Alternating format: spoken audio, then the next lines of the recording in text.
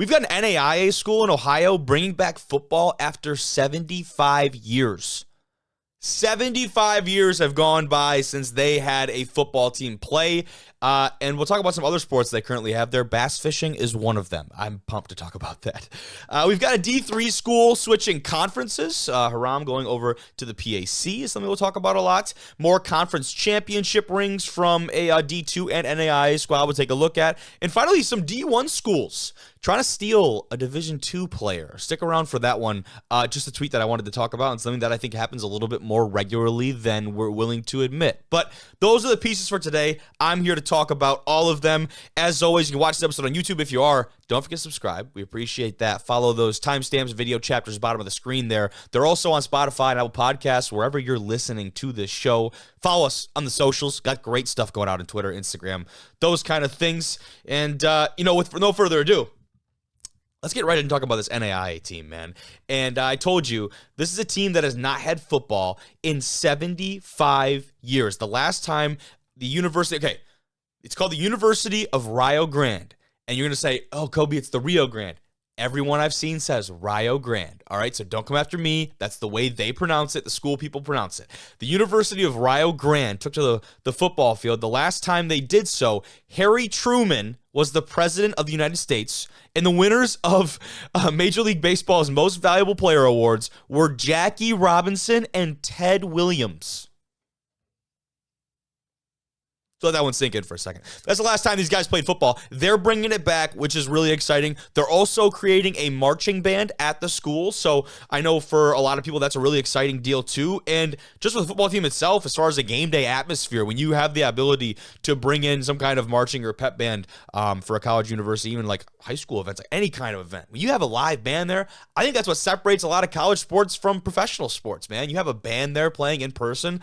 That makes an atmosphere just incredibly electric. But there's a lot of things that obviously go in to starting this football team. The plan is, by the way, they're not coming in 2024. The plan is to start in the fall of 25. I would assume that their strategic and kind of like their way of doing this is they'd bring in a class this fall, potentially, even though this is kind of a late announcement, they'd try to bring in a class this fall maybe and redshirt everybody and then go into next year with at least a little bit of experience.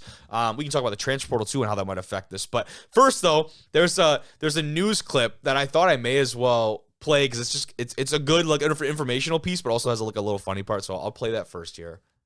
They have shirts here saying Rio Grande football, undefeated since 1950. Rio Grande. That's the last year this university had a football program, but now, after more than 70 years, the program is being resurrected.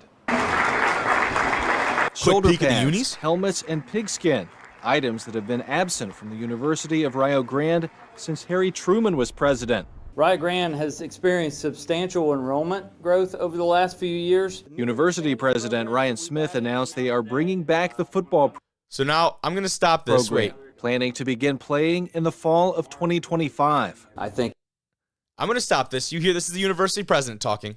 We're going to get a quote from another university representative here, and I just want you to pay attention to the first soundbite that they use from this guy. It will excite things throughout our region for sure. Where does 120 people take a shower? Athletic Director Jeff. I have to imagine there's a whole interview here, and this is the first soundbite you choose to use? Throughout our region for sure. Where does 120 people take a shower? Athletic. No title, no telling us who the hell this guy is that's talking. Where the hell do 120 people take a shower? They have their priorities right over at Rio Grande, which, by the way, that's their president who said Rio Grande, so I'm going off of his pronunciation. But they do go on to talk, and I guess I'll just play a little bit of the rest of the video about the facilities and some of those things. Athletic Director Jeff Lanham says the first phase will be building locker rooms and hiring a coaching staff. We've talked about how we're going to triple our size of athletics in the last 5 years, and this is kind of the icing on the cake. Freshman cheerleader Alyssa Smeck is looking forward. So that's kind of the basics of it. It is that the athletic director. But to put him on there, and the first clip or the first quote from the AD of the school that's bringing back football is, where the hell are 120 people going to shower? Quit taking my man out of just like quick context like that. That's insane. But obviously they're really excited about that. And, this is not the first sport that they're reinstating or just bringing to the school in general, which I thought was pretty interesting. And, In the fall of 2024, they're planning on bringing archery, women's wrestling, and dance in the fall, as well as the addition of rugby, men's wrestling, esports, men's volleyball, and bass fishing that have all been added in the last just couple years. I know what you're thinking. Bass fishing? That's a real college sport. My kid can get paid to go bass. You're damn right. You're absolutely right. We'll talk about that in a minute. Don't worry. We're going to get there, but we're not there quite yet. But basically, I say that because it's great for a school. One, obviously, it's a lot of funding, right? You get all these sports, especially football, is a very large expense. Talk about facilities and stadiums and equipment and all those things. But it's attracting students, right? It's bringing students into a school that, no offense to the Rio Grande Red Storm, right? University of Rio Grande. I had never heard of you. And I have covered a lot of small school sports, mostly small school football. I have never heard of you. This is why you do this, to attract potential students to your school, to keep people going in through the doors. Now, they're currently a member of the NAIA, which is National Association of Intercollegiate Athletics. No, I did not have that memorized. It's on the sheet here, my cheat sheet. But the conference that they're in is the River States Conference. They don't sponsor football in the River States Conference. They sponsor a ton of other sports that they're currently, that's why they're in the conference. But their plan, however, is going through the process right now of applying to become an affiliate member of the Appalachian Athletic Conference for football only. And if you guys don't know how that works, there's a lot of teams, schools, I should say, that do that for various sports. Football, we've seen it pretty commonplace because there are some conferences that don't support that. But I think usually it's maybe for more niche sports. I know in the GLIAC, Concordia St. Paul, I believe, is a affiliate number for women's lacrosse because there's only 4 total teams in the GLIAC that have women's lacrosse. So there are some things where you're in a current conference, but they don't actually endorse, or they currently don't sponsor, I think is the right word, that sport. They don't have the structure of that in the league. So they're going to go out of their way, go to the Appalachian Conference and try and get that done. Now, when you look at the AAC, which, by the way, I've been told it's Appalachian. I said Appalachian most of my life. Again, we're all on the pronunciations today. I don't know why that is. But if you look at the AAC, that's what we'll call it from here on out. There's some pretty good football being played, at least in the top half of this conference. You look at teams like Reinhardt, Pikeville, and Bluefield, and all of a sudden you're talking about some pretty prominent squads that were making appearances in the top 25 NAIA polls throughout recent history here. Reinhardt and Pikeville, most notably, we had a lot of guys honored on our Player of the Week awards during the season from both of those schools, and Bluefield was certainly not a pushover either. You go down the list, you also have Union and Kentucky, you have Point, you have Kentucky Christian, and St. Andrews to round out their current football standings. So as it stands, they've got 7 teams, which is a fine conference in its own right, but adding an 8th certainly would probably help them, especially with scheduling and things. You don't have to worry about as many out-of-conference games, a little bit of a less stress for those coaching staffs and those athletic staffs over there. But it's going to be a holistic kind of revamp over here at Rio Grande. They said that the school is also making a major investment in the construction of a new fitness center. It's going to benefit all the Red Storm athletic programs. And from what I'm reading, the old previous fitness center was 32 years old. And the addition of these 2 programs is going to put them around 700 student athletes total. And so we're building locker rooms to go along with it. That's phase 1 of the project, they said. And phase 2 eventually will be a turf field and stadium where we currently play rugby. So a lot of interesting pieces. So it'll be cool to see the next, like you said, the phase 1, phase 2, how they start to roll this stuff out. As it stands, their plan for 2025, because they're not going to have a stadium made, I believe, as soon as they kind of get going into their first inaugural, I shouldn't say inaugural, but like their first redemption season. They'll be playing at a local high school field, which you guys might think is crazy. There's a lot of college teams that do it, man. There's a lot of teams that, even at the D2 level, there are a couple teams still that share fields with high school. Obviously, D3 and NAIA, we've seen a little bit of that as well. But let's get to the fun part of the conversation. It has nothing to do with the gridiron. It has everything to do with the bass fishing program over there. And how about to start a little bit of a logo from the boys over there at Rio Grande. Boom.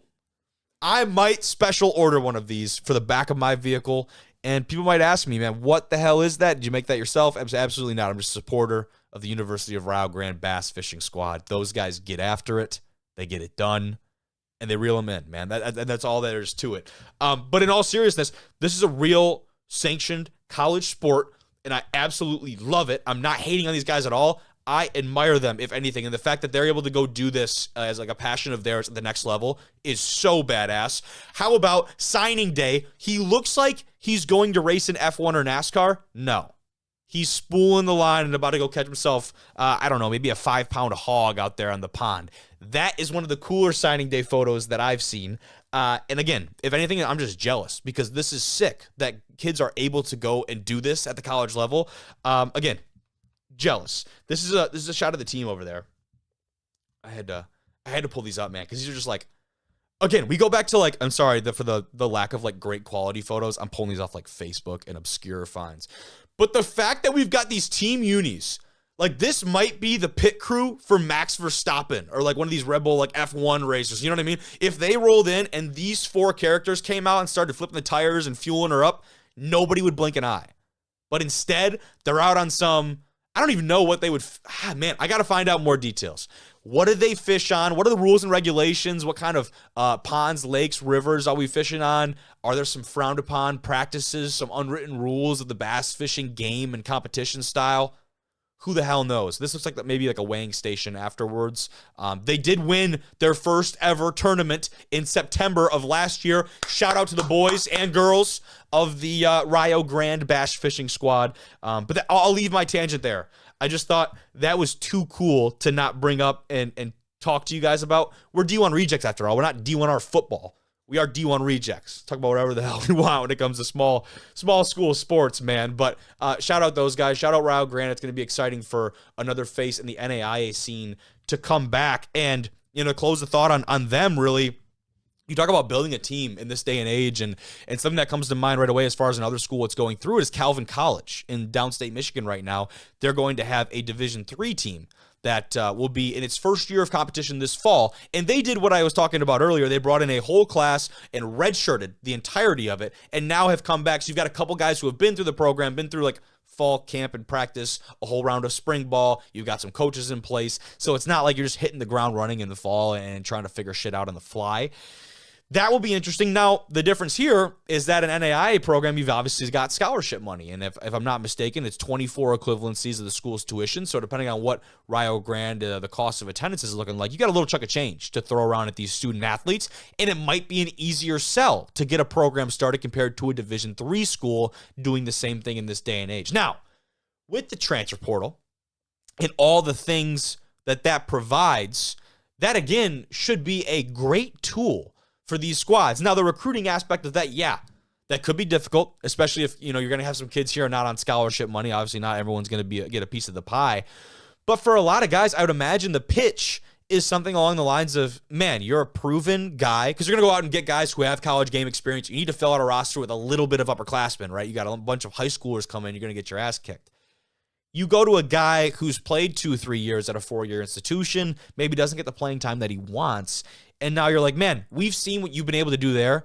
Come be a part and write your own story at our place, right? Come be a part of something here and be able to build something from the ground up and look back on it instead of maybe just not having the impact that you want at your current university or your current college. I don't know. I'm not the recruiting guy. I would imagine that kind of goes into the pitch, but it will be really interesting to follow along and see how this class shapes out for them. Again, this is a little bit of a later announcement too, because you get past National Signing Day and things of that nature. So now, what does that group of available kids look like if their plan is to redshirt kids in the 2024 season? I could not find that, at least in my short search and trying to do some information pickup there.